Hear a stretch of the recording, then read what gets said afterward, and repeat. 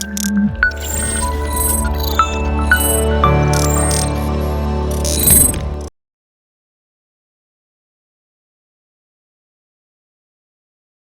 don't want the microphone to be muted. Now you can hear me. Hello and welcome to Build Proportion Lab at Devoxx France 2024, day 3, here live from Paris. And my next guest is David Robon. Thank you. Welcome. Hello, Let me guess by the T-shirt, JFrog. Of course. Yay! What a mentalist. What a mentalist. Oh yeah, no, that's like, of course. And you know the new frog of this year, I guess. No, that's the last year. This year is Barbie, Frog. Barbie frog, Barbie frog, of course. Last year was Neo, yeah. So what I wanted to talk about the frogs. Yes. So the artist who did the frogs, all the frogs or most of the frogs, visited yesterday. He's French, so he came to visit us here at Devoxx France. Did some very nice sketching. I have to show you something. Yeah, I have to show you something. I have know to you show have a the special audience. I have to show the audience because it's pretty amazing. I have to. I mean, there you go. He has customized your You ads. don't get your own frog from JFrog every day, but I got lucky enough to have one. All right, so yeah, frogs important, JFrog frogs particularly important. Back to the topic of our conversation. So David, you mentioned that you had a talk here at the conference about the Cyber Resilience Act. Exactly. Yeah. What is it? What are we talking about? So it's a new European law. Basically, I wanted to make this talk to see how it impacts everyone's life in IT. And usually, when there is a regulation, say you hope you're not part of it. So, no, it's not my problem, but here it will be quite everyone problems because in the scope of applicability, for example, you will have mobile apps, you have video games, and you may have also websites if they are part of another solution which is under these new regulations. And the first steps of these regulations is to be able to notify all your customers, either B2B or B2C, when you have distributed them, unfortunately, a vulnerability or security risk. And that's new, and this is coming in 21 months. This is, I have to say, this is terrible.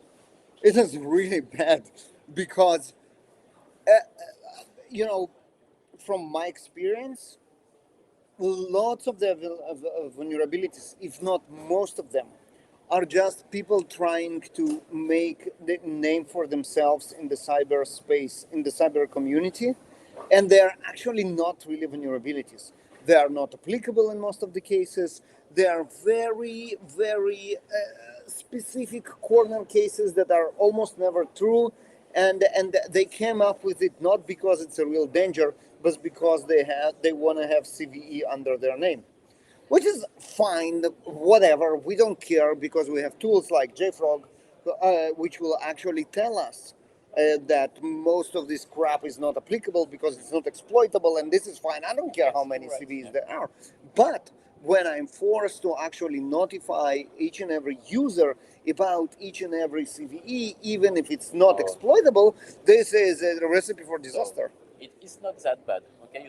You're right, 80% of CV are false positive. But fortunately for us, the law is quite vague, and it requires the editor to disclose and to publish applicable vulnerability.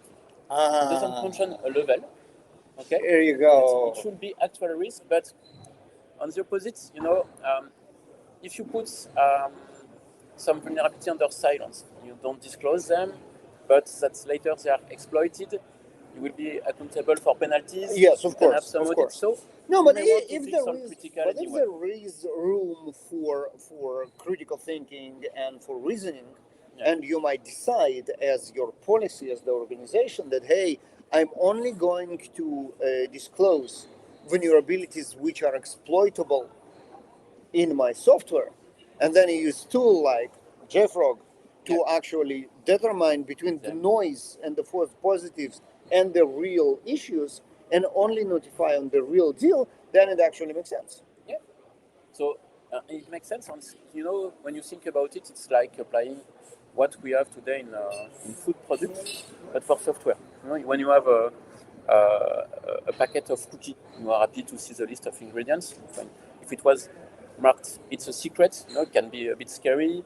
You are happy when there is a floor with a pathogen agent that you have a batch of products that are removed from the market. So when you think of it, it's the same for software.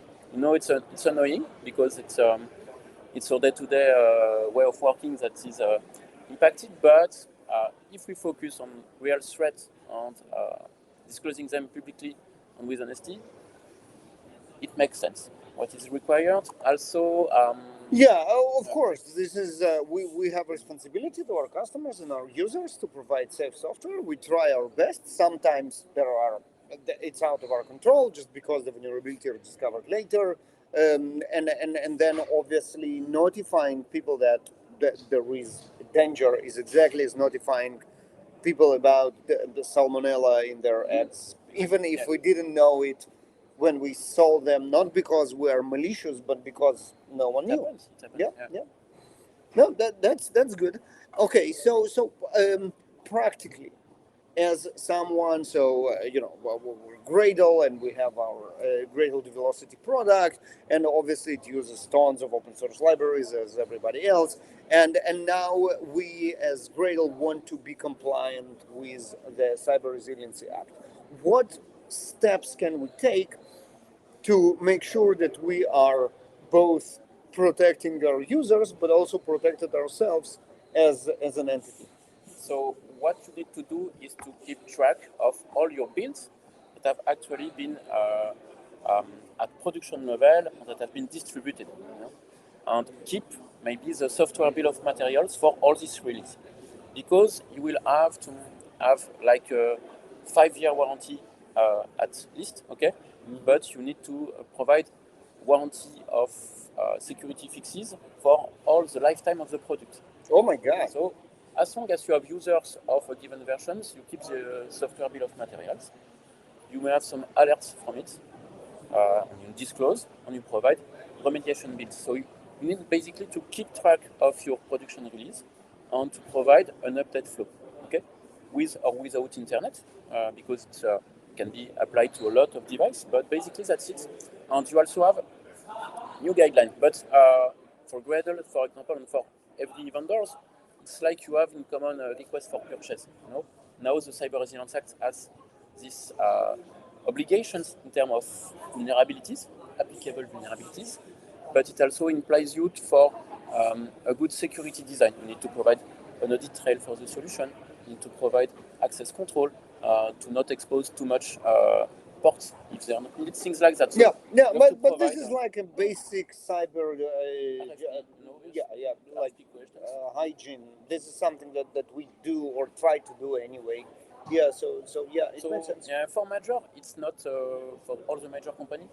It's not something hard to reach, But when you think about it, now video games are in the scope, and you have small company, indie games, for example, for small companies, okay, it may be a challenge, maybe required. Yeah, of course, because usually they don't have this infrastructure to support this kind of tracing back and all this kind of stuff. But luckily, I think we have tools to help them with that. We have tools, yeah. What when we talk about JFrog, do you plan or do you have already any specific features that make implementation of the Act easier? So yes, in the platform you already have the promotion pattern, the release lifecycle management that can help you to keep track of your distributed release and produce the SBOM at this level that you can keep for the lifetimes or 5 years at least. So for us, we can automate, all the disclosure and all the alerts when one of the components is affected tomorrow about one of the release you have distributed. So for that, we help. Okay, so it's pretty easy to do that. There are other patterns for which nobody has the tool because it's applicative design that is required. So here the tool is software architects, but for CVEs and managing what is required by the Cyber Resilience Act, and also for the Biden Act, because by the way, it's Yeah. No, Right? they are very similar. Absolutely. Yeah, it's also the same idea that you have to have the SBOM and Yeah, well, as we just mentioned, those are basic cybersecurity patterns and basic cyber hygiene. So it's no, you should do it. And if what you needed is a kick in the butt from the government, you have that as well now. yeah, exactly. Yeah. Okay. David, that was excellent. Thank you very much. Thank you for enlightening us. Thank you for enlightening our audience. And you stay tuned for more episode of this awesomeness and Build Proportion Lab at Devoxx France 2024 right after that.